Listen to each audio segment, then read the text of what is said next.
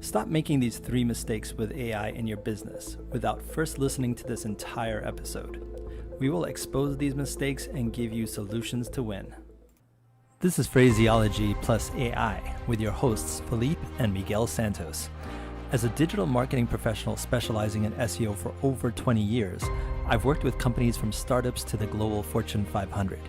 Learn how to gain an unfair advantage with AI as we uncover tips, tools, and strategies. Meet S.A. Grant, a resilient and trailblazing entrepreneur who's dealt with some serious obstacles to come out the other side victorious. 20 years building up all sorts of skills in digital marketing and business. S.A. has mastered business growth and is here to help you become an even better you. Now, with that, Grant, feel free, S.A. Grant, feel free to go in and talk a little bit about yourself and give everybody some fodder here. Well, first and foremost, I just want to say thank you for having me on the show. I'm looking forward to this. I mean, especially in the AI space, it's one of those things that I think most business owners are kind of scared of or they're completely passionate about. So I think we fall on the passionate side and we should be able to deliver some value to your listeners today. As far as my story, I always say, I grew up in Brooklyn, New York as a kid, and like my creative outlet was graffiti, to the point to where I got arrested for it. And then out of nowhere, my parents decided to move to Atlanta, Georgia, dragging me kicking and screaming and cursing to the highest heavens. And when I got here, it was a little bit tough and the conversion was a little bit difficult. But, once I got into college and I realized that, graphic design was art, it was just like graffiti. It gave me an opportunity to kind of leverage my art in a different fashion. And I fell in love with it. But I was the weirdo amongst weirdos, if you can kind of believe that. Then shortly thereafter that, I went and got my second degree, which was web design and multimedia. And I was a weirdo amongst those weirdos. So kind of starting my own business in those days and just trying to figure things out and growing an agency and got married and, got divorced and became the primary caregiver of my son. So I was a single dad at the same time, had a business. And literally what I did is I just devised this plan to say, hey, I want to get a master's degree, but I want to get paid to get it. And I want to get it through osmosis. And what that really means is that I am not going to college to get it. I already had 2 degrees, but I started to infiltrate corporate America to a certain extent. I worked for Apple for about 9 months. I worked for Comcast for about 90 days, and I was just learning systems that I needed in my business at that time. If you fast forward a little bit, I did that at the same time. I was the dad of the basketball team coach. I was the dad that was also into everything that my son was doing at the same time. So I had to kind of be independent to be able to juggle and manage all those things and at the same time be a full-time entrepreneur. So if you fast forward about around 2018, I was doing that for a long period of time. And unfortunately, I burnt my candlestick on both ends and I had a stroke. And the stroke was usually one of those things to where either you kind of completely give up on life. And for me, it was my eureka moment. It was my moment of awakening and awareness. And I was like, okay, what am I going to do next? And my girlfriend at the time, who's my wife now, she was like, well, since you're a brand guy, you've been branding everyone for damn near the past 20 years. Why don't you self-brand yourself?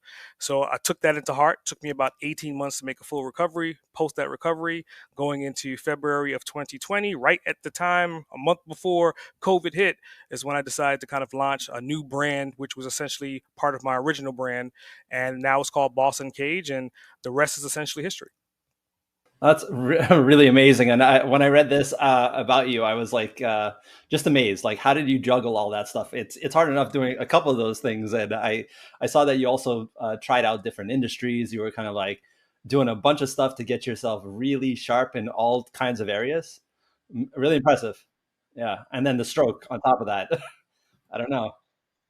Because it's like the light switch, the light switch goes off, it goes off. I mean, I think I would say I was not in the dark. I was kind of in the tunnel looking at the light. And then finally, after the stroke, I was out in the light and I kind of realized that everything I was doing was for a reason. I kind of did it maybe not the correct way 100%, but I did it nonetheless. And everything that I did, I don't regret because I wouldn't be who I am right now if I didn't have that legacy to support it.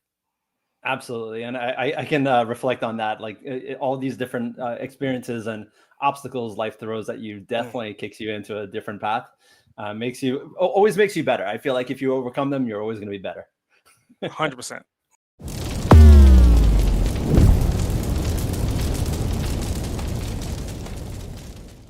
S.A., maybe share some insights, if you will, on how you've kind of used AI and how you kind of think about data quality and quantity when it comes to getting things right. Mm. So I think one of the things about AI that people are aware of and also frightened is that, one, it may sound generic, right? Two, in addition to it being generic, if you're leveraging it for work or if you're leveraging it for school, they can kind of do AI checkers to kind of see if that copy was written through AI. So the first thing I always say is customizing it. Like if using ChatGPT, logging into it, going into the back end, and putting as much content you possibly can about you and your business. And that's the first thing that I did with ChatGPT. Is like I downloaded about SA, about Boss Uncaged, about our services, and try to consolidate all that within the space. I think it's 5,000 characters or something like that. So now every time I use that platform, it not only sounds like me, but it has the history of who I am and what I'm doing. And then the sugar on top, the cherry on top, which I think most people miss, is how do I then take that content and then convert it? And I always say Grammarly is a gold mine, especially now Grammarly has AI integrated into it. So you start with ChatGPT and then you leverage Grammarly to do all your grammar corrections. You do it to say, hey, I need to expand or contract or make it shorter, make it more concise, make it sound more professional. And that's the two halves of a hemisphere that makes the outcome a whole. That's something I wanted to touch on, because Mm-hmm. you brought up a good point about the the use of detection, right? Mm-hmm. Obviously, there are tools that do it well, tools that are doing it poorly, and I think even the big players, OpenAI, Claude, all of those are trying to actually put out their own ways of having it detected, so that you Mm-hmm. can, folks that need it can do it. But the best example that I saw that just is kind of ridiculous is that a teacher wanted to catch her students in the act of using, AI.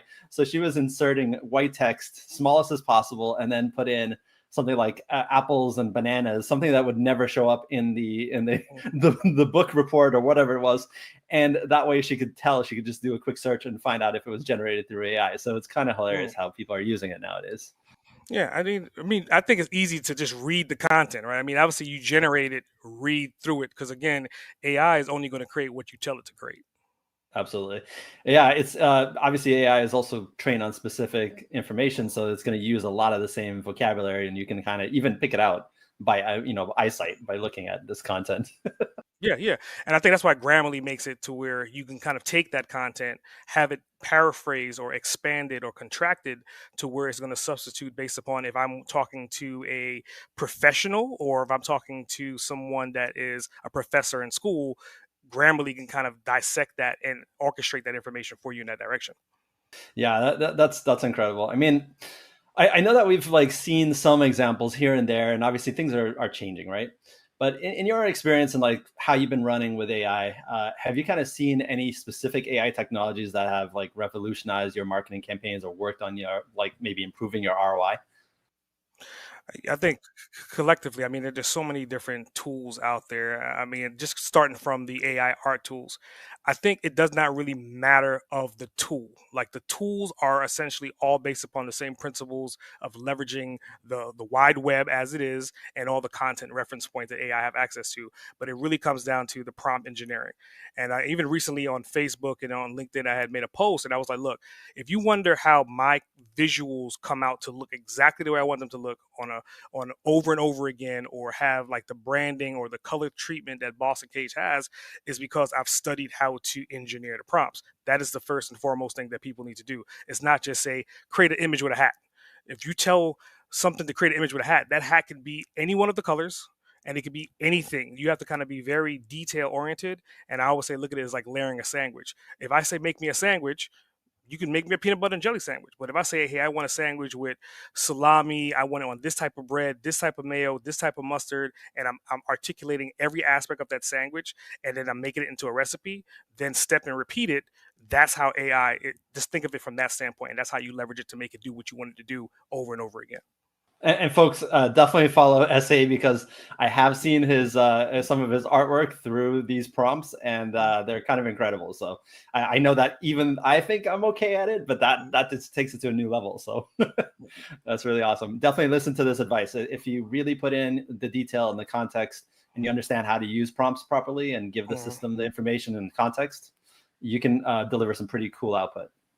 Yeah. And I would say prompts are not a sentence. I mean, I look at like my prompts are usually they could be an essay sometimes. Like literally, they're like pages sometimes for me to get the detail and to get it as consistently as I want. You know, recently I also produced like my 10th book, right? And this book was a kid's book, and I wanted to figure out how do I dial in on the characters of this book in the same exact style, but again, I want the characters to look the same, and it's through detailing out those prompts I was able to do that. That brings me to two really interesting side questions, right?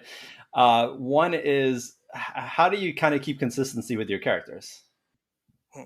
So, prime example, like even when I'm building a character off of my representation or a character in the storyline, the first thing I want to think about is who is the character. So it kind of really goes back to old school animation storyboarding. Like you have to kind of understand. So what I would do is say, okay, I'm looking for a multiracial kid, age 7, curly hair, glasses, hat. And then after that, then I'll go back in and say, okay, he needs to have purple glasses. He needs to have a red hat. He needs to have black jeans. He needs to have Nikes or whatever.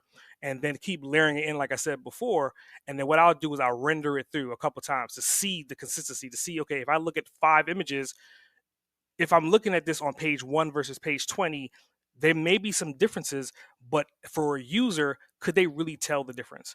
Could they tell that this kid is more Spanish and African American, or is he more Caucasian and African American? And once I get to that point, there's no real way of telling it, then it makes it easier for me to step and repeat that. Yeah, that's really cool. I mean, I've seen that some tools have face lock, so in theory, Mm, they try to keep it as close as possible, but not all tools have that. So I mm, think the magic comes in like understanding your prompts and how you can get it to look at least very close to what mm. you originally conceptualized, right? 100%, 100%. It's just detail. I mean, it's just you just can't say generalizing anything in AI does not work. That's why most people complain about, hey, I tried AI, it doesn't work. Well, you're generalizing. It's just like if I go to a store and I say, hey, I need that thing, and I'm in Walmart. What damn thing are you talking about? Like you have to kind of detail and you have to itemize it out for it to be successful. Good point. Good point. I mean, second part of that question was kind of like related to maybe your insight and your opinion on what's going to happen with these prompts. Because do you imagine these prompts will continue being potentially essay long, or do you think that they're going to get smarter or have to use memory maybe to expand to make it easier for people? I would think if they look at it as far as like web development, where back at one time you would build an entire website based upon HTML, and then after HTML there was PHP and CSS. It was all these different things. So if you look at CSS essentially controls the visual, it controls the colors, and that's a segmentation that's separate from the actual architecture of a website. Once we get to that point to where you have these little nuggets of includes to say, hey, I need that character from book B, and now I need to add extra things to it, and I don't have to rewrite that. I can kind of save that nugget of information, and it could just be an image or a character or an icon. That's when I think things will get a lot easier, because again, right now you have to write everything out or you have to save it in some kind of document. There should be a opportunity to save that and have just an icon. I click the icon and then I add everything else after that. All right, that makes a lot of sense, and I'm looking forward to the time when you can actually have it. It kind of understands exactly where you're going without all this extra context. But right now, it's the important thing is understanding how to use it, use that as a Mm, skill. So really great point. I wanted to like expand a little bit then, mm. since these tools have been very helpful in terms of creating artistic and visual representations of things that you need. Uh, have you also like used it for anything else that kind of delivers on return for your businesses, like something specific that you really think has changed the game? I'm a big systems guy. So for me, it's always leveraging content at scale. So one thing that I did, and I did this test maybe about 18 months ago when AI was like kind of first commercialized. And if you look at my LinkedIn profile or my Facebook profiles, every day, 2 times a day, it will post a content of one of my notebooks, and you'll see it's a picture of myself. A notebook is in a frame, and the content is usually different for each post.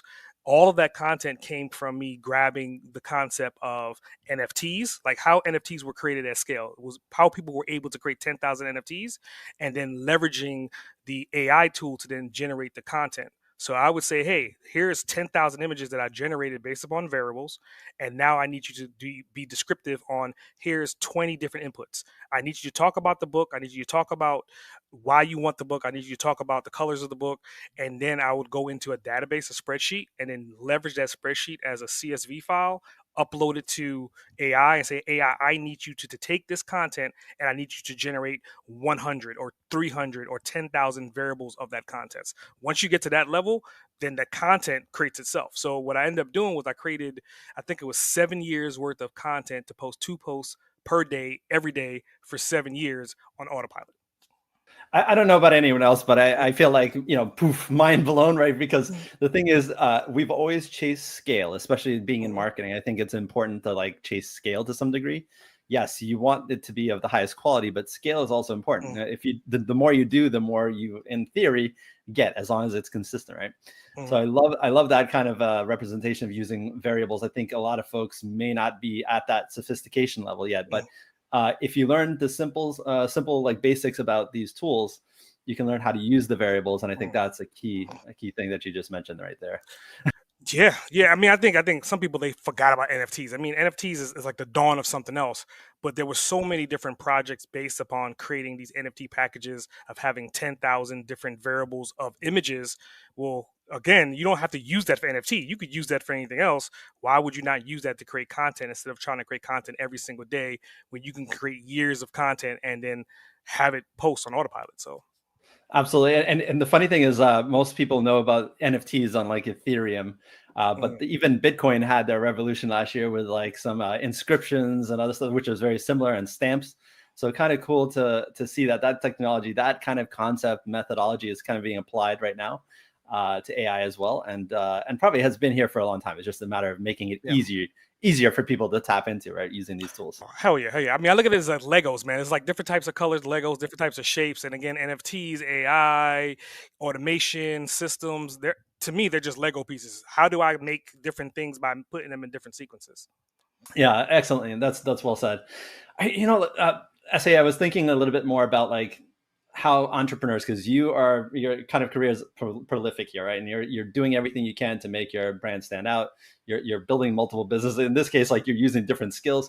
How can an entrepreneur or a small business specifically kind of use AI to really optimize and kind of push their workflow ahead with regards to marketing? I think first thing is more so mindset, right? I mean, you have to be able to be okay understanding that this is technology that's not going to go anywhere. It's going to change and evolve, and we're at the dawn of it. So that's the first thing, is accept it. Secondary to accepting it is to actually utilize it, not utilize it for work, just utilize it. I mean, like when Alexa, Google, Siri first came out, and you could ask my wife for proof of this, and it's hilarious. I would literally sit down on a random Tuesday from 8 o'clock to 9 o'clock, and I would have a conversation with Alexa. I'd be like, hey, Alexa, tell me this. Hey, Alexa, what's the square foot of this? You know, how many people are there located in this particular region? How many square miles? And I would just ask and just keep spinning on. And I was like, okay, I can get access to content really, really quick. Now, what can I utilize that content for? And then once AI came around, it kind of took Alexa and Google to a whole nother like level, to where now literally when I'm doing podcasts, or if I'm producing a podcast, I can create content based upon what somebody is talking about live on that episode and regurgitate that content on demand, which is completely like universally outstanding in comparison to 5 years ago before we even had this technology. I have to say, Amazon probably loves you because they probably got so much value out of you asking all those questions and being curious. I mean, yeah, and I'm playful with it too. I mean, I'll curse her out just to see what she would say. Then I would ask her, and then you could tell her Simon Says, and then she will repeat exactly what you say. So it was just like all these different variables of conversation. So when AI came out, I was kind of like ready for it because I was doing all this with Google and Alexa, and now having this more of a robust platform that could render out content at scale based upon what I wanted to do. I was just like, dude, I wish Alexa and Google was like this 3-4 years ago.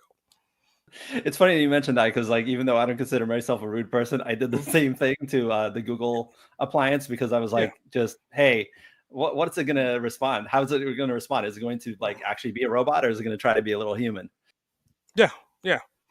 And I think AI is a little bit more human than Alexa and Google. 'Cause I mean, as the more and more you use AI, They'd say it doesn't have memory, but it kind of remembers the past chats to a certain extent.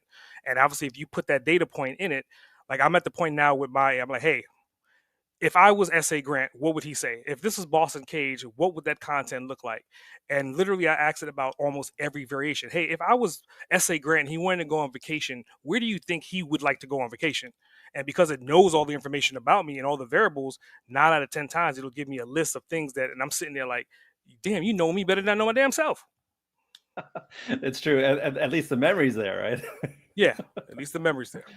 Oh my goodness. Well, that brings me to a good point that you bring up here, which is deep fakes, right? Like like stuff that is coming along that is really scary. For example, 15 seconds of your voice can now turn into any text to audio transcription using your voice. It's pretty crazy, right? Yep. I love it. I mean, I love it too, but like at the end of the day, like there are scenarios where bad actors could use it very easily. It's basically like one of the key things is like having a safe word, right? Because like your friends and family, they need to know that at least like if it looks real, acts real, but it's not real, there's a way to determine it. So what do you what advice would you give to folks that run businesses and that are like using a lot of AI, so that they can kind of better protect themselves from scenarios that are as risky as like having deepfakes out there and not being able to combat it? I think that's difficult. It's like saying, how do you prevent from being hacked, right? And again, like we've seen over the years that even the highest profile and highest security individuals would get hacked because, again, it's only a matter of time. And it kind of goes back to what I originally said, is to become fluent with those systems, to understand them, to leverage them, to use them. Like personally for myself, I have maybe 3 virtual avatars that look exactly like me and they all have my voice. So, but that allows me and my company to create courses and videos at scale without me having to interject in it. Now, obviously, if you know me and you know my body language and you know my mannerisms, and if you're listening to an AI, it's close, but it's not 100%. So it's more so about knowing who you are and have your company, obviously, if you're a CEO, if you don't record content, I would start recording content right now. So that way you have a proof of concept to say this is the real person versus this is the avatar. And then people get accustomed to, like Gary Vee. It's going to be really hard for AI to dial into Gary Vee because he has so much video content of himself and his mannerisms, the way he curses, the way he blinks, the way he moves his head. AI is a little bit limited to where it cannot comprehend and recreate all of that currently right now. Mm-hmm. Yeah, good point. Good point. So keep your wits about you, keep knowledgeable, and be experimental. It'll be the 100%. smartest thing you can do, right? 100%. And like I said, just use it. You just getting to the point to where you're using and using and using it. And then obviously when things become more secure, at least you're not playing catch up trying to figure out how to use it and then secure it. I actually think we're in the minority because I last statistics that I read, a lot of people just aren't using AI enough or aren't using AI or are hesitant to use it. So I think that's advice that I would put out there is like the same. Definitely use it, get familiar because it's coming and there's no putting that genie back in the bottle. No, it's here to stay. I mean, I think all the variants of everything that we've seen throughout technology, throughout life. Prime example, chat. It's funny that AI is referring to chats when, again, you look at chat being the first thing that AOL did back in the 90s, right? It's the same exact formatting, it's the same exact messenger, but now this messenger is not somebody on the other side. It's an AI bot that's responding. Same exact concept, different application. Love it. Yeah, I'm thinking immediately of ICQ. I feel like I'm really dating myself at that point. Yeah. We're not going to get into the dark web or anything like that, but yes. Exactly. No, but I think that's a whole different topic for a whole different video. With that, let's kind of turn a little bit to like your recommendations on tools that you like to use and that you think other entrepreneurs could kind of leverage for their marketing and maybe even beyond marketing.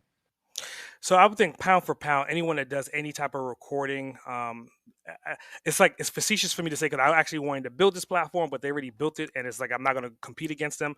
I would say Cast Magic. If you have not heard of Cast Magic, if you have not used Cast Magic is a powerhouse when it comes to like AI, right? And again, you could have a podcast, you could have a video, you could have any audio-based content. It can transcribe it, and then what it does, it applies the AI. So when I upload my podcast or my team uploads the podcast, by default, I can say, hey, I need you to create show notes. I need you to create a bio. I need you to create an outline. I could tell it to do all these different things, before it even has the content. So once the content comes in, it automatically will then render it, transcribe it, read it, and then create the new content for me on the fly without me having to do anything besides upload the original audio file. Sounds like a really smart Swiss Army knife. It definitely is. I mean, so another one that I like as far as images, and the reason why I like this one is because it runs on mobile, and it just makes high res images. It kind of has all these preset backgrounds, preset styles. Wonder.ai, and when I got Wonder.ai, I think they had a lifetime deal, so I have access to create unlimited anything. I don't know how much it costs right now, but if you'd never heard of Wonder.ai, I would definitely kind of download it on the app and kind of play with it, because unlike the other rendering tools where you have to kind of figure out what's going on, it has these presets to say, hey, I need this painting or this image to look like Van Gogh. And then after that, then you're layering in your actual prompt. So think about that. If I needed to say I needed to look like this and I needed to be this, that's essentially two prompts. So one prompt is already done for me. I needed to look like Van Gogh's painting, and then I could focus on the details of the content versus the atmosphere or the background or the stylistic look of it. Yeah, that's amazing. I have not heard of Wonder, but I can imagine that it'd be extremely helpful. Extremely helpful. I mean, it makes it consistency as far as images. I think that's the other thing too. A lot of times, if you're figuring out a style with your prompt, you have to detail that style as much as you have to detail the subject matter of the image and the subject matter of the background. That just removes that extra element to where you can actually focus. And if you look at my images, I focus on the actual subject matter. I don't really have to focus on the style because I'm just selecting the style that I want, and then I'm putting all my content into the subject matter to make it look exactly the way I want it to look. Yeah, that's impressive then. I know you mentioned the prompt engineering. I guess this kind of cuts out a couple steps. I mean, my prompts are still long, but if I didn't have them when I first started out, my prompts were 10 times longer because I had to, hey, I needed to be like Van Gogh. I needed to be this color. I need to be like Starry Night. And again, you're putting all this detail before I even say, what are you creating? Okay, I'm doing all these Van Gogh things, but what am I making again? And that's when you start the prompt about the subject matter versus about the actual style of the image. Now, do you kind of like, I know this is a little weird, but like, do you kind of put it into a notepad, into a document? Like when you have these long prompts, are you just kind of like, how are you storing them? Because I'm pretty sure you want to reuse some of them, right? Yeah, so I mean, obviously, notepads is really good. I use notepads on my phone. The cool thing about Wonder, with their last release in maybe the last 4 months, it has a memory tool in it, so it remembers up to like the last 15 prompts. So if you're building, and again, when you're building prompts, all it is like Photoshop layers. You're just layering it and layering it. So once you get that final prompt, it's usually in your memory for the next time you log in, and then you can just copy it and save it in a notepad or a spreadsheet. I'm really big on databases, so that's something that I'm building behind the scenes right now, is leveraging all my different prompts for all our different content matter and just put it in a spreadsheet, so that way I can delegate that to my team when the time comes. Love that. That's a great tip right there.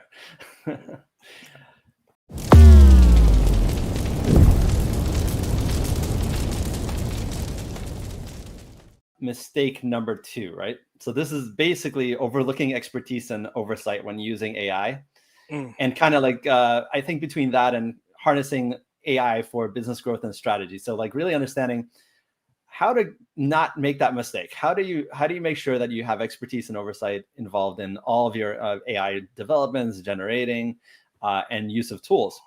I would love to kind of get your idea on how you kind of mitigate that and how you kind of control the quality flow of that. I would say just creating a system. I mean, it's literally documenting those processes. And if you look at any successful business, most of their processes are documented so that way they don't have to think about it. And every time something new comes up, they'll document that process and they'll add it to that new system. So if you have 15 steps, you may end up with 20 steps. So you have to add the new 5 steps, but you never have to do anything with the first 15 unless there's a tweak or something that needs to be adapted. So that's the first and foremost thing with that. In addition to that is just understanding the principles of your business. If you're creating content, what kind of content do you want to create? How do you want that content to be perceived? And that goes into like branding. Like if you don't understand branding, then your content is going to be falling to the wayside. One of the things that we do at Boss Uncaged is that we have like brand specs. Like, this is our 12 colors. And again, you don't want to just start off with 1 or 2 colors. You want to have secondary colors. You want to have complementary colors, because you never know what's this brand going to be used on. And it may just not be used on print. It may be used outside of web. It may be used on the back of a bus. It may be used on an LCD screen. You want to think about all the variables, and you don't want to be limited to where you're pigeonholed to just red and black. So red and black looks good on pretty much anything, but there may be some limitations to where if you're only wearing black, your black type may not work, right? What's the substitute for that? So you want to think about the variables, you want to have branding, and again, put all of this into a system. And for those that don't know, SA is a brand master, so so this is the key thing. I definitely like I that resonates so hard, because there are so many different ways that you may not anticipate brand being used. So don't limit it. And then obviously, if I've had some situations where smaller companies have kind of built that brand, but then with like a freelancer, and then next thing you know, they don't know how to get that freelancer again. They can't make any changes, and it's very difficult. They may not even have some of the source files. So that's key thing to think about, all those variables. Make sure you have access to them. Yeah. And I think to add on to that, I mean, obviously with today's market and to today's technology, leveraging online tools, like, obviously Adobe is a great platform, but what I've learned is that, hey, you may have a team that's overseas, you may have a team that's not as versed in something as advanced as a pro tool like Adobe. So I'm not saying Canva is your best friend, but Canva like environments, that way you can kind of log into a platform, you could be anywhere in the world, and you could at least have access to create or edit that content. Google Docs, Google Slides, all of those things, they're not the most design friendly, but once you kind of figure out like your style and your templates, then it makes it really easy for you to then outsource or hire freelancers, because again, you can kind of see what they're doing versus waiting for them to render out something or to send you a link through Adobe to kind of actually click and look at it, when in reality you can kind of just log in and see what's going on to begin with. And you can do that with everything, whether it's video, audio, or images. Well, you talked a lot about like workflow optimization and kind of thinking about like the ways that you could be a little bit more efficient, right? I like to call that lean, but the thing is like how like give folks some advice on how to basically help automate their workflow, or kind of think about how to break their workflow into pieces that they could automate. I would say look at it from like podcasting, right? We're doing podcasts. So my year 1 of podcasting, I didn't have any systems. I was just trying to figure out podcasting. And then I was trying to figure out how to be a host. And then shortly thereafter, I was like, okay, I need systems in place. So the first system that I implemented was an onboarding system. And that to me has saved me so much time and effort. And it became a lead magnet. It became a resource for capital and everything else. So I'm going to explain to you how that happened, right? So if I'm getting someone on my show, yeah, I could talk to them and I could say, hey, I want you on my show. And then we can go back and forth about times and locations and software, or you can give them a booking link, right? And then once they get into that booking link, the time that's in there is based upon when you're available. Once they book it, then obviously they'll get an email. But then it goes past that. Where does that data go? Are they then doing something afterwards? So on my onboarding process is, hey, you booked your time. We're going to send you reminders 5 days, 3 days, 1 day, an hour before automatically. In addition to that, then you have to fill out a form. That form then goes into a database, and then that database then goes into a spreadsheet. And then from that spreadsheet, we create so many different variables of content and sourcing from that one bit of data that comes in. An example of that is our online directory.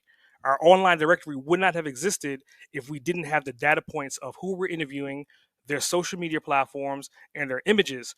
And before, I used to search for that, or my team used to search for that. And I was like, why the hell are we searching for something that we're interviewing someone that should have that on demand? So pulling that data in and then regurgitating that data in our style and our look makes it 10 times easier to make an online directory, to make a book, to make show notes, all these different things that you want to make for a podcast. But unfortunately, you have to kind of figure out your systems and then apply the layers to make it happen for you systematically. Now with that, obviously there's there's some many different directions you can go, but I'm wondering like how do you typically use analytics and like maybe predictive analytics with your systems and kind of getting things right? Like how do you normally like proceed there? So one example of that is, on Boss Uncaged, like interview first season, I had general questions, like just general questions. And so as you're starting to interview people, you can kind of get like ratios to say, okay, people like this question or people always give this answer. So one of the things that I did was ask about books. Have you authored a book? Have you, what's your favorite book? Or if you could make a recommendation to a book that helped you in your journey, what would that book look like? And I started asking that question repeatedly in different ways. I would paraphrase it differently based upon who I'm interviewing. And then after about 6 months, I was looking at the data saying, okay, well, you know what? We've interviewed, let's say, 25 people. On average, each person gives us 1 to maybe 4 books. So let's say by the end of that, maybe we had 50 books. And I was like, we got 50 books. Now we've interviewed 500 people. So on average, 5 books times 500 gives us thousands of books. What can we do with that content? So part of that was then saying, okay, let's create a sub podcast because everyone reads books to a certain extent. So we went from Boston Cage to Boston Cage Book Club podcast, which essentially somebody can come on Boston Cage. They're going to tell me about the books. And if they've written a book, then I'll invite them back to then talk about their book. So again, that information wouldn't have happened if that data wasn't present in the first 2 seasons for me to realize that, wow, we're sitting on a gold mine. Let's create this new podcast and also let's create a book club online directory to take all the books that people are recommending and put it there for our listeners to then showcase and go and review, purchase the books or review the books. I love that idea, and I was immediately thinking about also the fact that for those folks that are really busy like yourself, you might love reading, but some folks just don't have a lot of time to read or don't want to. So like summarization tools, using AI summarization tools can help a lot to get at least the gist of what's important about each of those books. So like if you have thousands of books, pretty sure you're not going to make that in a year, but if you summarize like the majority of the ones that maybe are on the top 50, top 20, you'll get a lot out of that. Yeah. And I mean, to your point, I mean, you could leverage those books in so many different ways. I mean, you could then say, hey, give me a summary. Then you could take that summary and then turn that actual text into an audio file so you could have audio summaries. Then you could take that audio summary and then you could apply it to your avatar with your voice and make video summaries. So there's so many different steps that you can build and so much different diversification of the same exact content, but the user gets to select how they want to receive that content, whether they want to read it, watch it, or listen to it. Yeah, that is a great tip. I love the fact that you kind of spun out a different business or a whole different podcast based off of the analytics, and the fact that you were kind of shooting a little bit to see what worked, and then getting a really good target hit and making something valuable from that. So really love that. That's a great example.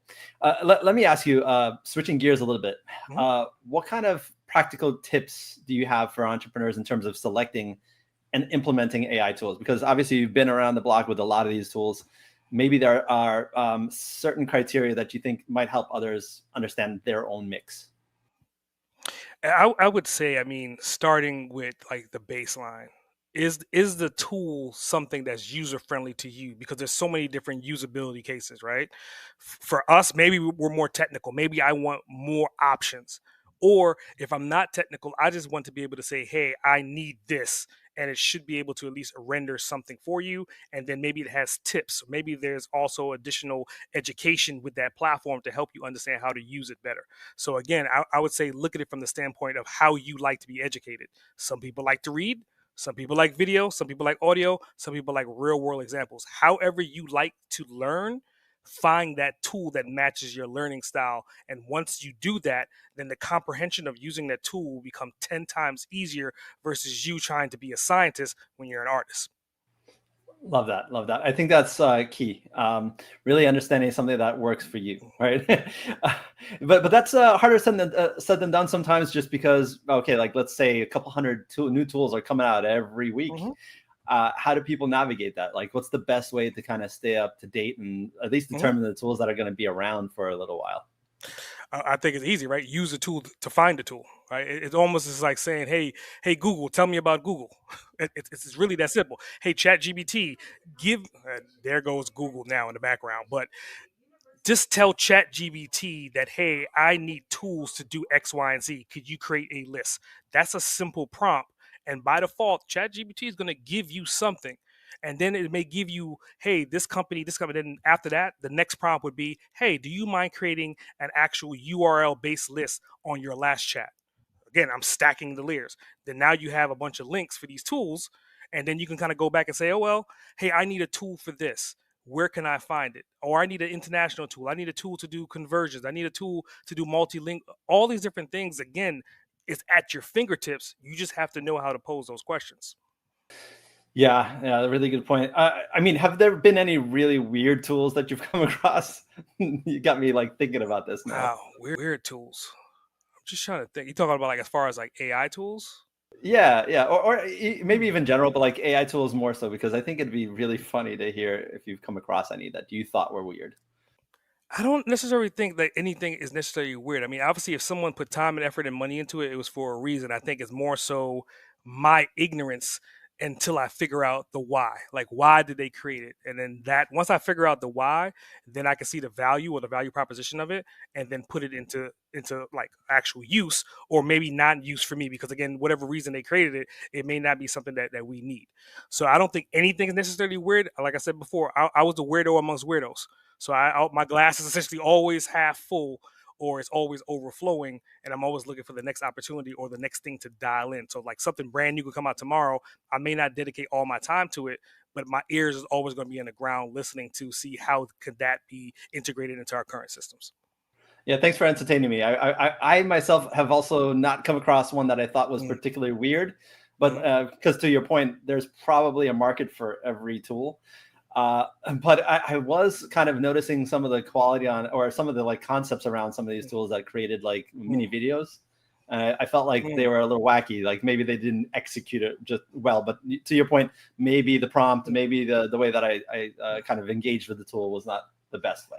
Yeah, I would say it's 100% prompts. I mean, like the first and foremost thing, like if anyone is listening right now, right? If you go to Chat GPT and you say, "Hey, I need you to create me a ad for Facebook," it's going to create you the ad for Facebook. But then if you say, "Hey, I need you to create me an ad," and then tell them about yourself, tell them about the company, tell them about the avatar, tell them about the results you're looking for, and then you compare the results between A and B, I guarantee you that the B results is going to make the A results look like child's play in comparison, because again, you're detailing out what you want it to give to you. It has access to everything.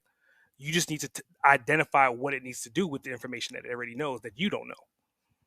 Yeah, I think that's the first mistake of any newbie, right? And that is like just not giving it enough, thinking a couple words will be enough, because we're used to doing that now on Google. You know what I mean? Like the Google thing, it's not the same. It's still like developing. It's not keyword driven. It's not SEO driven. It is 100% driven on the data points that it has access to, and it's learning as well. So I mean, it's something that you just have to change the way you do search, because I'm at the point now to where all my search, or at least 9 out of 10 of them, I don't even go to Google no more. I just go to Chat GPT, or I go to any AI platform, because again, it gives you different results versus Google. You're paying to play. It's only going to show you who's paying first, and then who's optimized second, and then on page 10 is somebody that it just happened to find through scrolling and putting out spider webs to find that information. So again, all the information's here versus, hey, paid, optimize, and then crawling. Tumultuous times, and I can kind of agree with you on in terms of like people kind of shifting behaviors and Google trying to keep up with that, but not really doing so well. But that being said, I mean it's just an opinion, but it seems to be going that direction. Yeah. What do you think? Like maybe give folks some insights on like how they can stay ahead of this curve, because it's evolving so rapidly, and I think with that change in behavior, you have to also understand yourself. Like, how can folks stay ahead of that? I would say the first thing is be okay with being unique and being different, not caring what anyone else thinks, and then playing with these environments. Kind of like what I said earlier about playing with Alexa. Most people wouldn't think to sit down and to have conversations with Alexa over and over again to kind of see the extent of the content. Back in the day, you'd have to go to the library, or you'd have to have encyclopedias at home to find this data. But now you have this data at your fingertips, and obviously you could vocally ask, or in today's world, you could then type it in ChatGPT and get instant gratification and instant results. So I would say you want to be more honed in on the technology that makes you feel uncomfortable will be okay with being uncomfortable until it becomes something that you understand and comprehend. Do not worry about the outside world, because if you do that, then you become the mundane. You become the everyday person. I say you got me thinking about Grolier and the Encyclopedia Britannica now. Wow, it's been a while. It's been a minute since I heard about those. Yeah, yeah. I mean, but think about that. I mean, like everything that's in those books, we could literally type a couple questions in ChatGPT, or we could even ask Alexa or Google, and they'll instantly give us that information within a matter of seconds, versus the time it would take to find the letter in the bookcase, find the book, scroll through the book, and find the information. And even then, it's only a fraction of the information. I may find something about the Roman Empire, but it won't tell me anything about the emperor. I need to go to another damn book to find out the information about the emperor, when I could just keep going through this circulation of content through ChatGPT or through Alexa to get that information as my brain is saying, okay, that's interesting, but what about this? What about that? Imagine doing that with books. You'd probably catch a stroke just trying to capture that caliber information at scale and the time it would take. Yeah, great example. I mean, just the time saved over the last 20 years or 30 years, like if when people were just looking into encyclopedias versus what we have access to now. I mean, Yeah. forget about it. Yeah. Insane. Yeah.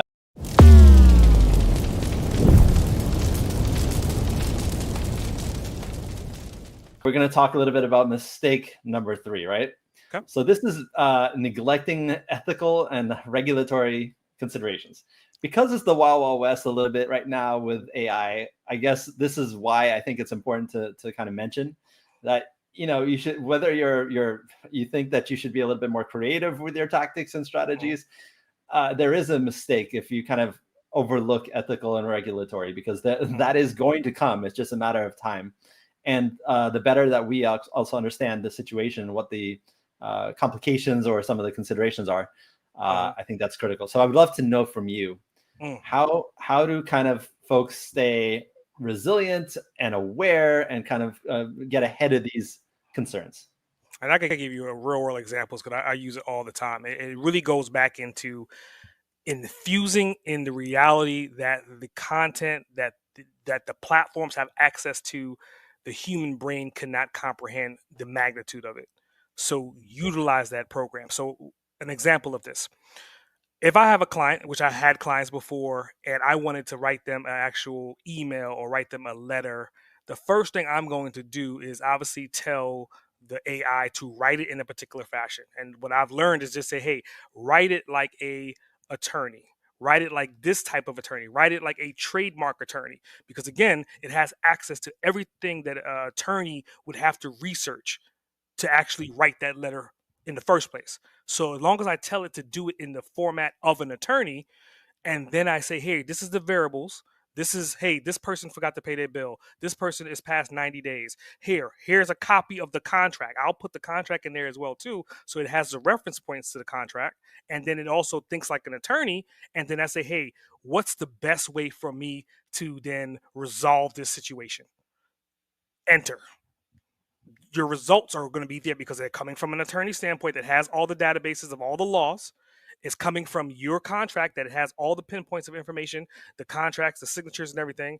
And then it has the variable to say, how do I resolve this issue?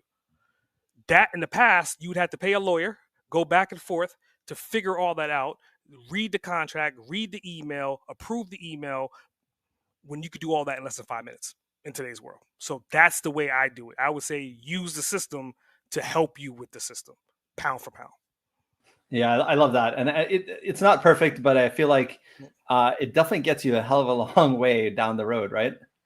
It gets you to the point to where at least if you wanted to go to a lawyer, the lawyer would look at you like, are you a lawyer? Because now you're giving them content that they would have to create. Lawyers charge per hour. So essentially you could get a lawyer for an hour and say, here's my contract, here's my agreement, here's my paperwork, here's my email. I just need you to review it and tweak it and modify it if you need to.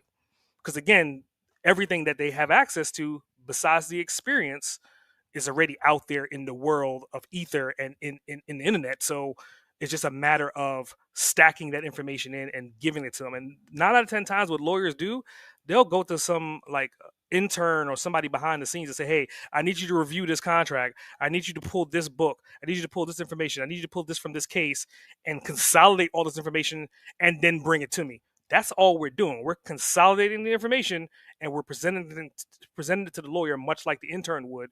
And then the lawyer just has to approve that content, but it costs them way less because now they're only spending 30 minutes on it versus having their team pull 4 or 5, maybe 10 hours worth of data to get that contract assembled. Yeah, I mean, I love that. And I think that like punching out a little bit, like you're talking about just using all of these like advantages, right? For someone who may not have all the resources at hand, because big companies can spend a lot of money and whatever, get things done. It's all about, manpower at that point. But now like we actually can catch up a little bit, right? Like the smaller players can think about how to use these things, get there. And yeah, of course, having a lawyer actually look it over to make sure at the end of the day is great, but that'll only cost you 1 hour versus like the 15 that might, be from scratch. Yeah. So pretty good. I love that. And that works for everything. I mean, if you're applying for a job, I mean, most people, when they apply for a job, they may not even read the entire description. So again, if AI knows who you are and it knows the description of the job, and then you apply both of them, and then you ask it a question by putting both data points in there, it'll be able to tell you how to essentially apply for that job or put your best foot effort or even rewrite your resume to suit that job. Again, it makes it. I'm just happy that I was alive in this time frame because it's kind of like my brain was designed for this. And so if I was born maybe 80 years before, I probably would have been like going completely apeshit because I wouldn't have the resources. You know what I'm saying? So like where we are right now, it's such a useful time to leverage this technology, take advantage of it. Yeah, I wanted to ask you a little bit. I wanted to kind of zoom out, right? We talk a lot about AI, entrepreneurship, marketing, SEO, but I think it's important to get the human angle here, and like the fact that you've been through so many things, and that you've like you said, your brain is kind of melded for this. What kind of advice would you give to folks that are listening about kind of having that resilience, kind of maintaining your focus, and thinking about this long-term success? AI or not, but like I think from your perspective, I would love to hear how you kept yourself motivated and how you kind of kept yourself really competitive. I would say start listening. Okay, if we're talking from a business aspect in association to an individual like myself, I would say listen to feedback from your avatar or your client or your customers, because they're going to dial in, and every once in a while you have these general conversations. And to give you an example of that, I remember in the past, before who I am right now, I would have clients that would say, "You're really good with technology," and I'm like, "We're talking about graphic design." And then I would hear somebody, "Oh, you're really good with this." And I'm like, "We're talking about web design." Again, and I would discredit the fact of the technology aspect until I realized like that's my gift. It's like I'm almost to the point to where I wish I could plug in an Ethernet cord into a damn outlet somewhere and just be connected to the system on a regular basis, like on matrix level. So once I kind of listen to my clients and embrace those compliments as my strong suit, that's when I started to become who I am. So a lot of people, they may hear it and they may deny it. They may not, that's not who I want to be. I want to be this. But if you're doing this naturally great and you're doing it without even thinking about it, imagine how great you would be if you would just apply to it. If you would just take ownership of it versus trying to be X when you're really Y. Yeah, I think that's a key lesson to kind of take to heart here, which actually brings me to another kind of related question that I think was really important for everyone listening. And that is, if you could go back 20 years to a former self, and you would think about how you might give that version of yourself advice in the pursuit of this entrepreneurial dream, knowing how technology was going to change, what would you tell yourself? It's kind of debatable, right? Because I mean, if I did not go that route, I don't think I would be as well-rounded as I am right now. But if I can go back and add anything else to who I am, I would have probably fought to learn more so about programming on another level. Like I would have learned programming and physics to like, and then the other thing I would add to that would have been human psychology. Those three different things in a combination. I mean, obviously the elements of what I do right now in all of them, but they're through osmosis, just through doing something, just through conversations. But I would have focused, I would have went to school and honed in on those three different things. Because again, if you look at where we are in society right now, psychology is a primo. Now, you necessarily is not a moneymaker, but the psychology applied to technology That's where the money is. It's like, why does a human want to use that? Why does someone need that or want that? And then applying that to the actual system. Prime example, Amazon. Amazon, they follow psychology so well to the point to where Prime wouldn't have existed if people didn't need or want or require shipping to be done faster, and then apply all these extra things that come with it, like free music, free books, free movies. All that comes with an actual Prime subscription that gives you expedited shipping, because that's what it was really about. So think about that from the psychology standpoint, understanding that people want to purchase something, but they need it quicker, they need it faster, and then you become the market leader for that. Now you have everyone else from like FedEx to UPS to Walmart and even the US government trying to play catch up with the overnight shipping, which they're not there yet, but Amazon is. Yeah, the psychology aspect is intriguing, and I think it's also very overlooked. I had spoken to Brooks Lockett on a previous episode, and we talked a lot about that psychology and in copywriting. And I think that's like a key aspect. If you understand your audience, if you understand who you're trying to target, it's a lot easier to paint that journey and then use tools the right way, right?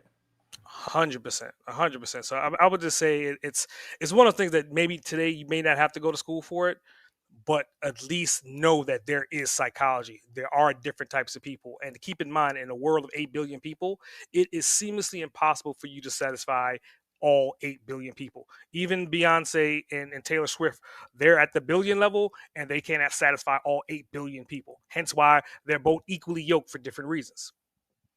Yeah, incredible point. Because I hadn't really followed it too much until all the hype was put out there, and I'm like, there's a reason that hype exists. It's not just the PR machine, but they're doing something a little different. Yeah, and the IQs as well. I mean, Taylor Swift IQ is pretty much off the charts as well too. So I mean, she plays into that. She, and you got to think about most consumers. To be frank, like they're not at an intellectual level that's on a premium. Like most people, they just want to kind of just go to their day to day, make their money, go on vacation, and live their life. And again, that's the majority versus the minority. So if you're part of the minority, you have to figure out how do you communicate with them. Most people that are highly intellectual, when they write books, they'll write books at a fifth grade level. When they can write books at a professional level to where they're talking in front of like people that have doctors and beyond master degrees, right? So you have to understand, if I'm talking to a quantity of people, you have to dumb it down. And I hate to say it, but idiocracy is a real thing. Yeah, yeah, it reminds me of that movie. Idiocracy was kind of a fun one to watch Yeah. for that reason. But I feel like a lot of that stuff is actually coming to life, which is scary.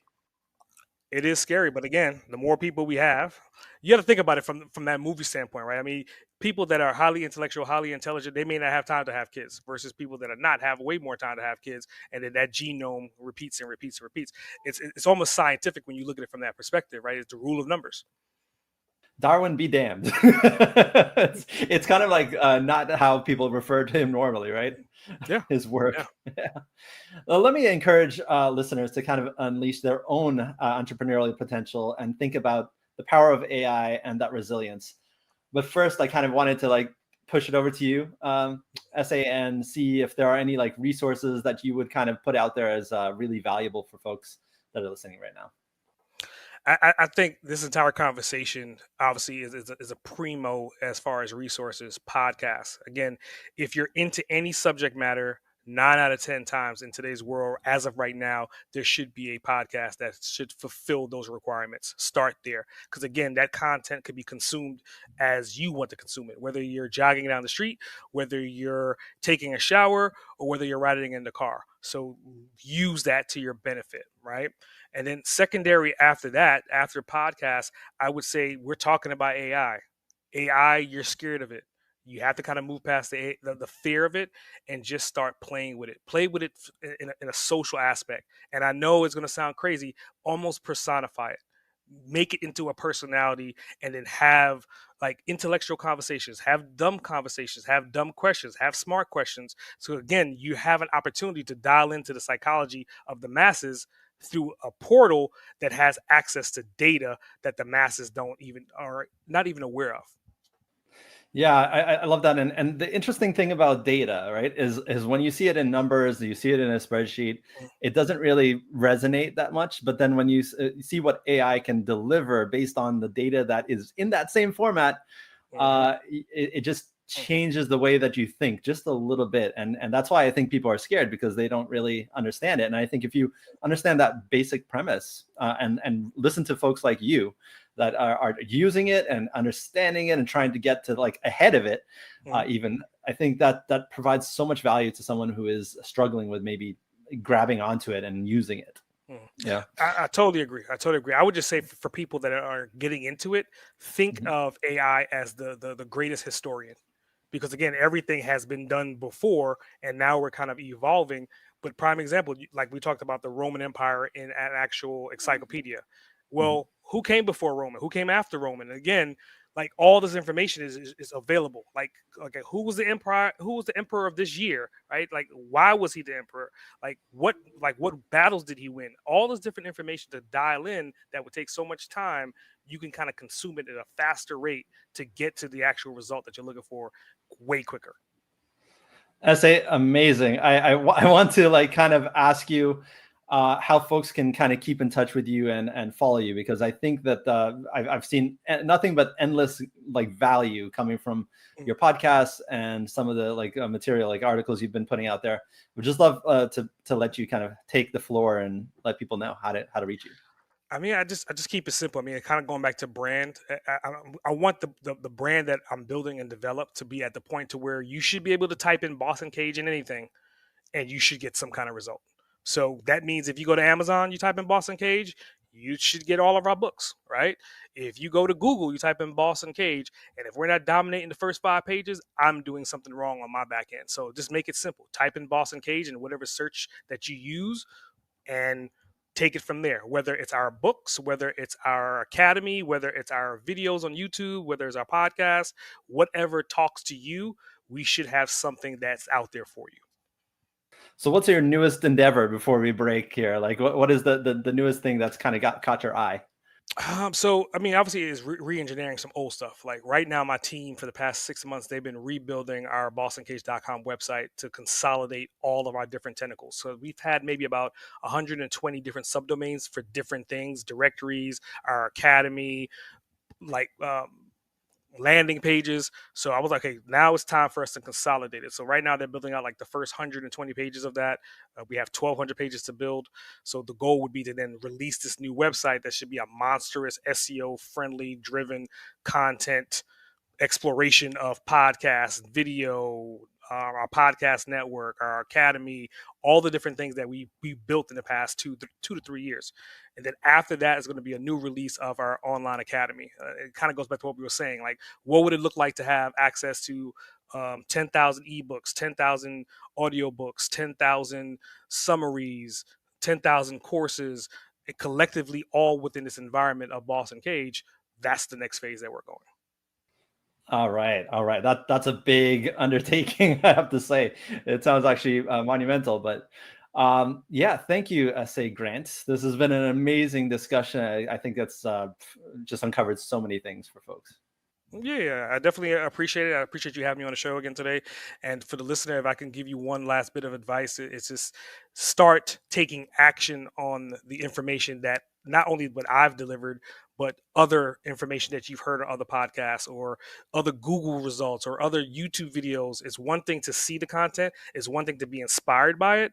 But if you're not taking action, you're never going to get the results that you're inspiring or wanting to get if you're just collecting data and you're not actually taking action on that data. Amazing. Let's leave it there. Thank you for tuning in to Phraseology plus AI. We hope that you enjoyed today's episode as much as we enjoyed creating it. And on YouTube, please like, subscribe, and hit that notification bell. And of course, feel free to comment. Remember, stay curious, stay informed, and keep listening for more. Until next time, take care and happy listening.